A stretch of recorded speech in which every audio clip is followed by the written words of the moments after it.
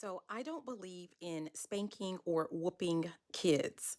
And this was a decision that I made a long time ago when I was a child or a preteen. I mean, I don't know.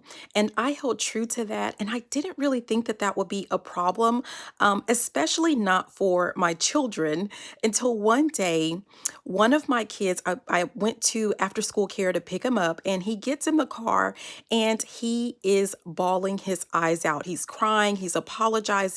He's saying, "I'm so sorry, mommy. I'm so sorry." And I'm like, "Well, baby, what are you sorry about?" And he's like, "I lied. I lied on you. I'm so sorry."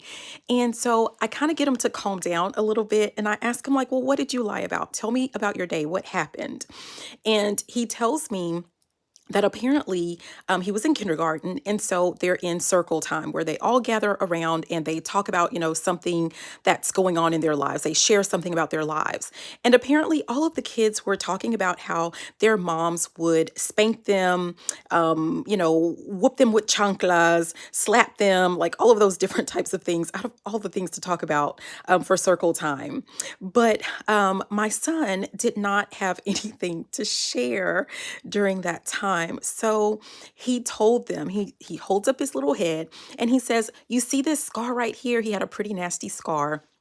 And he was like, "My mom did that."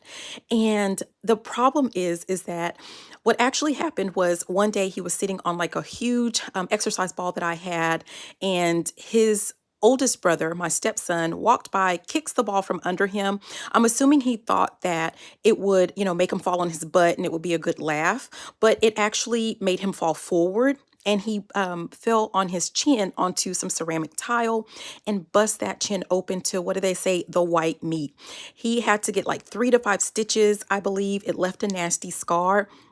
And so, because of the fact that I decided not to whoop or spank my kids, he had no story to tell. He had no way to relate to the other children in his class. And so, he had to make something up. Now, I was freaking out. I'm calling my husband at the time and letting him know, like, what had happened. And at that time, I believe I was an assistant principal. And I'm like, "Oh my gosh, this is going to be so embarrassing. This is how I'm going to go out. Like, I'm going to lose my license. Like, this is going to be like, I don't know what's going to happen."